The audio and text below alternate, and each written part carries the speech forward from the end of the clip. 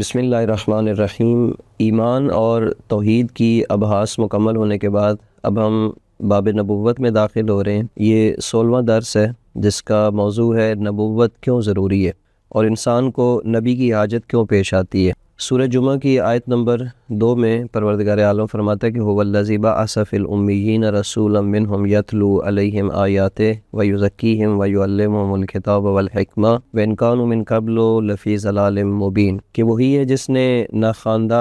لوگوں میں انہی میں سے ایک رسول بھیجا جو انہیں اس کی آیات پڑھ کر سناتا ہے اور انہیں پاکیزہ کرتا ہے اور انہیں کتاب و حکمت کی تعلیم دیتا ہے، جبکہ اس سے پہلے یہ لوگ صریح گمراہی میں تھے۔ نبوت تمام ادیان کے اصولوں میں سے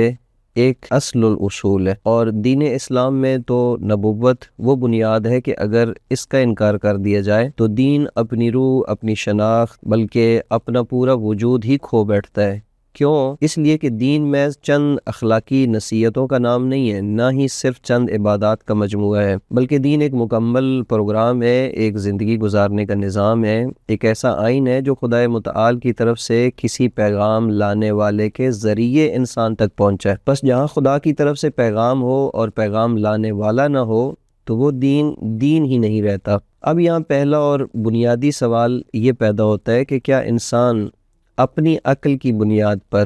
اپنی زندگی کے تمام مسائل حل نہیں کر سکتا؟ کیا عقل انسانی کافی نہیں ہے؟ آخر جانور بھی تو ہیں، دیگر مخلوقات بھی تو ہیں جو بغیر نبی کے، بغیر وحی کے اپنی زندگی گزار لیتے ہیں، تو پھر انسان کو نبوت کی ضرورت کیوں پیش آتی ہے؟ اگر یہ سوال ہم خود انسان کی آزاد عقل سے پوچھیں، ایک ایسی عقل سے جو تعصب سے پاک ہو، غرور سے آزاد ہو اور خواہشات کی غلام نہ ہو، تو خود عقل انسانی یہ اعتراف کرے گی کہ میرے پاس انسان کی تمام مشکلات کا مکمل حل موجود نہیں ہے۔ کیوں؟ اس لیے کہ انسانی عقل محدود ہے اور انسان کی ضروریات لامحدود ہیں، لہٰذا ایک محدود ذریعہ لامحدود مسائل کا احاطہ نہیں کر سکتا۔ یہی وہ مقام ہے جہاں عقل خود مطالبہ کرتی ہے کہ مجھے ایک ایسی ہدایت کی ضرورت ہے جو مجھ سے بالاتر ہو مگر میرے خلاف نہ ہو، اور اسی ہدایت کا نام ہے نبوت اور وحی۔ یہاں ایک اور اہم نقطہ جو سمجھنے کی ضرورت ہے وہ یہ ہے کہ انبیاء عقل کے مقابل نہیں آتے، عقل کو رد کرنے نہیں آتے، عقل کو خاموش کرنے بھی نہیں آتے، بلکہ عقل کے معاون بن کر آتے ہیں۔ انبیاء اس عقل کو بیدار کرنے آتے ہیں جو صدیوں سے فرعونی اور نمرودی نظاموں کے نیچے دفن ہو چکی ہوتی ہے، جیسے امیر المومنین علی ابن ابی طالب نہج البلاغہ میں ایک نہایت عمیق جملہ ارشاد فرماتے ہیں کہ لِيُسِيرُوا لَهُمْ دَفَائِنَ الْعُقُولِ، یعنی انبیاء اس لیے آتے ہیں کہ دفن شدہ عقلوں کو ابھار دیں،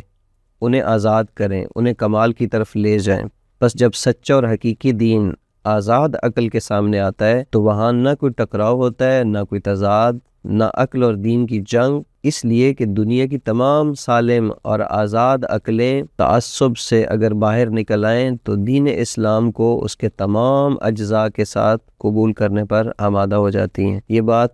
اچھی طرح سے سمجھ لیجئے کہ دین عقل کی سرکوبی کے لیے نہیں آیا، دین عقل کو باطل قرار دینے کے لیے بھی نہیں آیا، اور دین عقل کو زندگی سے باہر نکالنے کے لیے بھی نہیں آیا، بلکہ دین اس لیے آیا ہے کہ عقل کی ہدایت کرے، اس کی دستگیری کرے، کیونکہ جب عقل ہوس، مفاد اور خواہشات کی اسیر ہو جاتی ہے تو وہ اپنے لیے بھی صحیح فیصلہ نہیں کر پاتی، وہ عقل مغلوب ہو جاتی ہے، اپنی حاکمیت کھو بیٹھتی ہے، وہاں پھر وحی آتی ہے، نبوت آتی ہے اور عقل کو آزاد کرتی ہے، اور عقل کو آزاد کر کے انسان کی تمام قوتوں کو نقطۂ اعتدال پر لے کر آتی ہے تاکہ یہ انسان علم، حکمت اور کمال کی منزل تک پہنچ سکے۔ بس اسی کا نام نبوت ہے، اور یہی نبوت بشریت کی ہدایت اور کمال کے لیے ضروری ہے۔ والسلام علیکم ورحمۃ اللہ وبرکاتہ۔